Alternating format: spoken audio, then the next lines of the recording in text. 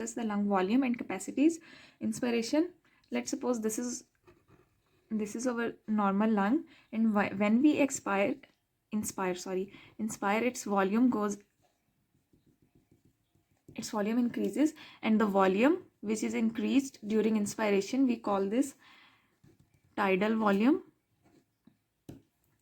जब हम इंस्पायर करते हैं तो मसल्स की कॉन्ट्रैक्शन की वजह से वॉल्यूम इंक्रीज होता है इनसाइड आवर लंग्स, एंड वो वॉल्यूम जो नॉर्मल लंग से इंक्रीज होता है उसको हम बोलते हैं tidal volume. Then in expiration में हमारी कोई मस्कुलर एक्टिविटी इन्वॉल्व नहीं होती. ये एक पैसिव प्रोसेस होता है जिसमें सिर्फ इंस्पायरेटरी मसल्स जो यहाँ पे कॉन्ट्रैक्ट थे वो रिलैक्स होके वापस अपनी जगह पे आते हैं.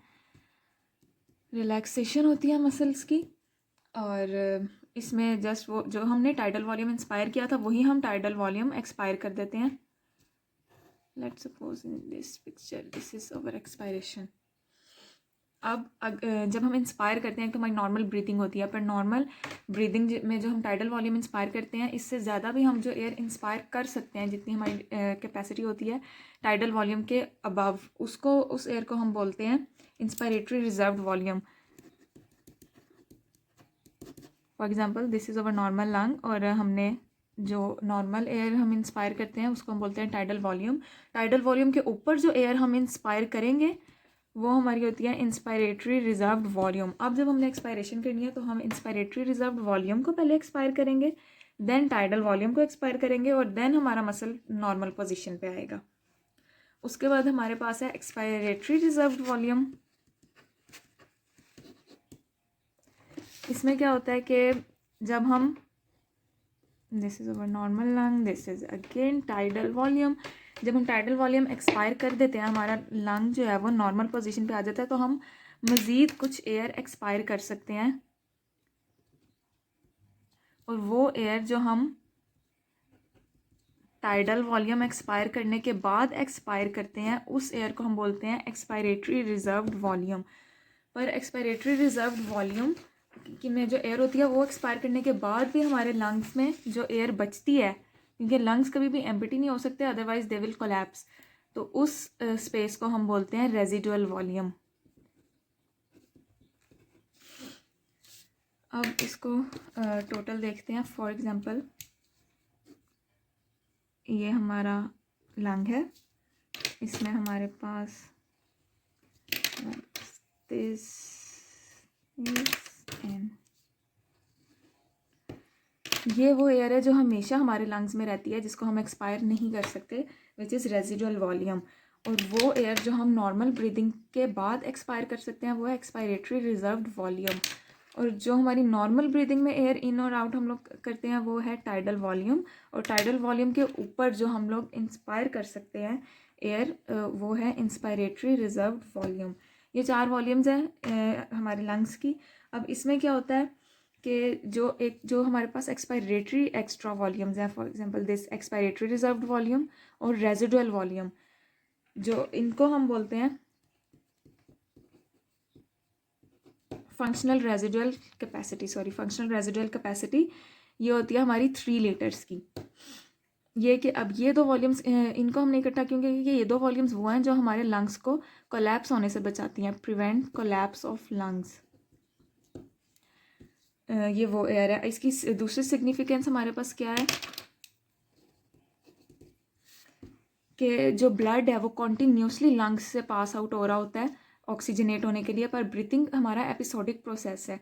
तो क्या होता है कि जो ब्लड फिर आता है वो एक्सपायरेटरी रिजर्व्ड वॉल्यूम में जो हमारे पास एयर होती है उस एयर से ऑक्सीजन लेके वो ब्लड हमारा ऑक्सीजनेट होके लंग से पास आउट होता है, और blood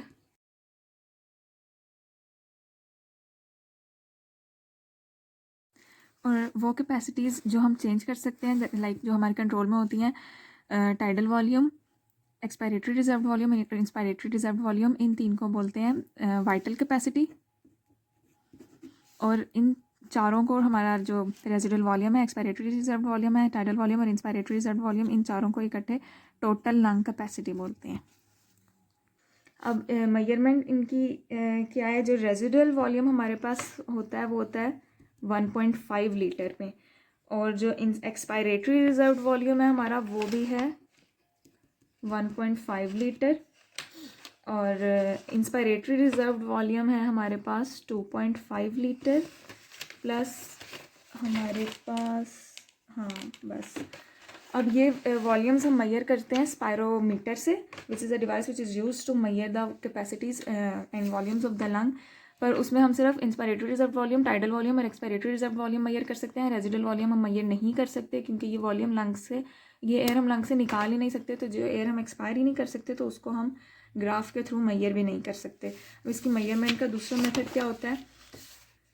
for example we have set a, this is our lung, and in this container we have helium, we call it set B। इन दोनों को हम ज्वाइन कर देते हैं। अब इसमें क्या होता है कि जो हीलियम इसमें होती है 10%, और टोटल हम लेते हैं 5 लीटर ऑफ एयर। अब पर्सन जो है वो उसको एक्सपायरेटरी रिजर्व वॉल्यूम भी एक्सपायर करने के बाद वो उसको अलाउ किया जाता है कि वो इस सेट में ब्रीथ करे, और फिर कुछ देर बाद हीलियम जो है वो इधर से लंग्स में एंटर होगी। फिर कुछ टाइम बाद हम इसको मेजर करेंगे तो ये इसकी हीलियम की परसेंटेज यहाँ कम होगी। लेट्स सपोज कुछ टाइम बाद हमारे पास हीलियम यहाँ 5% थी, तो इसका मतलब है कि हमारे पास जो इधर रिजर्व्ड वॉल्यूम जो हमने फाइंड करना था वो हमारा है 5%। उसके बाद है हमारे पास इफ़ेक्ट्स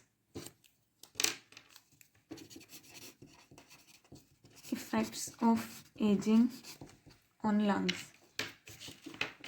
इसमें क्या है, विद एज क्या होता है, हमारे लंग्स की इलास्टिसिटी डिक्रीज़ होती है। इलास्टिसिटी डिक्रीज़ होने की वजह से प्लस हमारा लंग साइज़ इंक्रीज़ होता है। लंग साइज़ इंक्रीज़ होता है तो हमारे पास रेजिडुअल वॉल्यूम इंक्रीज़ होगा। लेट्स सपोज अगेन ये हमारा रेजिडुअल वॉल्यूम था, ये हमारा एक्सपायरेटरी रिजर्व्ड वॉल्यूम था, ये हमारा टाइडल वॉल्यूम था, और ये इंस्पायरेटरी रिजर्व्ड वॉल्यूम था। अब रिजर्व्ड वॉल्यूम हमारा इंक्रीज़ होगा। लेट्स सपोज ये यहाँ चला गया। अब लंग्स की जो टोटल लंग कैपेसिटी है हमारी, ये इंक्रीज़ नहीं होती, total lung capacity remains same. जब total lung capacity remain same, मतलब सेम रहेगी, तो इसका मतलब है कि रेजिडुअल वॉल्यूम के इंक्रीज़ होने का इफेक्ट इन वॉल्यूम्स पे पड़ रहा है। यानी कि जो हमारे पास फंक्शनल कैपेसिटीज़ है, हमारी वाइटल कैपेसिटी हमारी डिक्रीज़ होगी। वाइटल कैपेसिटी डिक्रीज़ होगी और टोटल लंग कैपेसिटी सेम रहेगी, और रेजिडुअल वॉल्यूम इंक्रीज़ होगा। बाकी हमारे पास जो लंग कैपेसिटीज़ हैं वो फिजियोलॉजिकली मेल्स में ज़्यादा होती हैं। मेल्स में वाइटल कैपेसिटी ज़्यादा होती है क्योंकि चेस्ट साइज़ भी ज़्यादा होता है इन मेल्स, प्लस जो एथलीटिक पीपल होते हैं उनमें ये फिजियोलॉजिकली ज़्यादा होती है लंग कैपेसिटी। अब हमारे पास वाइटल कैपेसिटी हम बोलते हैं हमारी उन कैपेसिटीज़ को जो हम इंस्पायर और एक्सपायर कर सकते हैं। यानी कि हम कह सकते हैं कि maximum air which can be inspired plus maximum air which can be expired is equal to the vital capacity. The air जो हमारे लंग्स में एंटर और लीव कर सकती है उस एयर को हम बोलते हैं वाइटल कैपेसिटी। देन हमारे पास कुछ फिजियोलॉजिकल कंडीशंस होती हैं जिनमें हमारी कैपेसिटीज़ को अफेक्ट कर सकती हैं।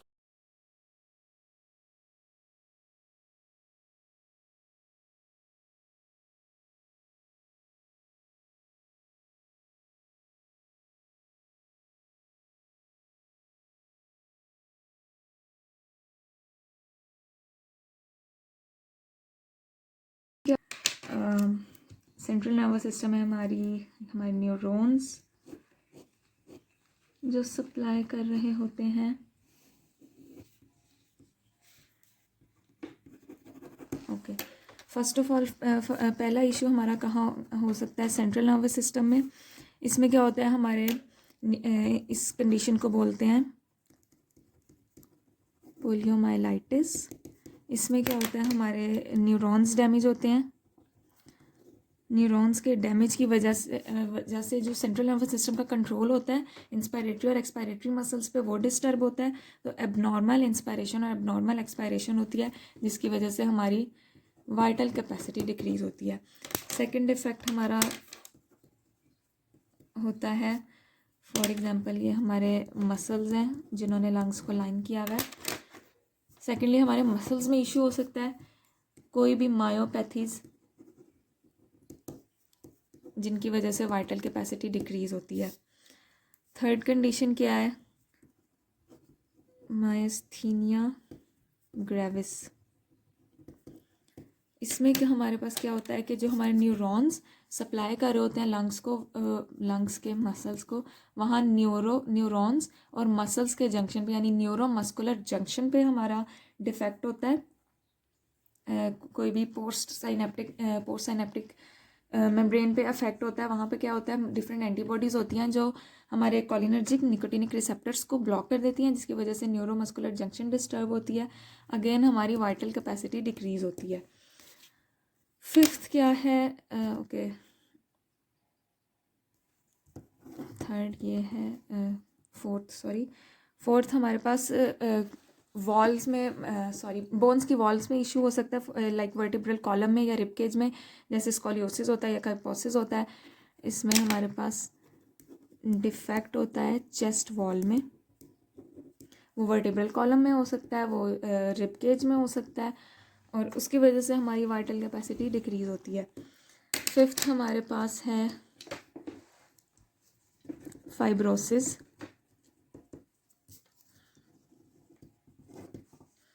लंग के किसी भी पार्ट में हमारे पास अगर फाइब्रोसिस है, फाइब्रोटिक लंग है, तो अगेन हमारी वाइटल कैपेसिटी डिक्रीज होती है। नेक्स्ट है लंग में कोई भी इन्फेक्शंस अगर होंगी तो वो हमारी वाइटल कैपेसिटी को डिक्रीज़ करेंगी। नेक्स्ट, लंग अगर किसी भी पार्ट, लंग का कोई भी पार्ट अगर कोलैप्स्ड है, हमारे पास कोलैप्सिंग है किसी भी पार्ट की, तो वो हमारी वाइटल कैपेसिटी को डिक्रीज़ करेगी। लास्ट वन हमारे पास जो लंग्स की मेम्ब्रेन्स होती हैं, अगर इन मेम्ब्रेन्स में फ्लूइड एक्यूमुलेट हो गया है तो इसकी वजह से क्या होता है कि लंग्स वेट रहते हैं और अगेन हमारी वाइटल कैपेसिटी डिक्रीज़ होती है। Fluid inside lungs which decrease the vital capacity of the lungs. तो इसमें टोटल हमारे पास 5 इश्यूज़ हैं। Issue in CNS which can affect the vital capacity, then neuromuscular junction पे कोई इशू हो जाए तो वो हमारी वाइटल कैपेसिटी डिक्रीज़ करेगा। थर्ड वन, हमारी वॉल कोई डिस्टर्ब हो जाए किसी भी इशू की वजह से, उसकी वजह से वाइटल कैपेसिटी डिक्रीज़ होती है। फोर, लंग्स के अंदर कोई भी इशू हो, इन्फेक्शन हो, फाइब्रोसिस हो या कोलैप्सिंग हो, तो उसकी वजह से वाइटल कैपेसिटी डिक्रीज़ होती है। और लास्ट, हमारे एयरवेज में एल्वियोलाई में फ्लूइड एक्यूमुलेट हो जाए तो उसकी वजह से वाइटल कैपेसिटी डिक्रीज़ होती है।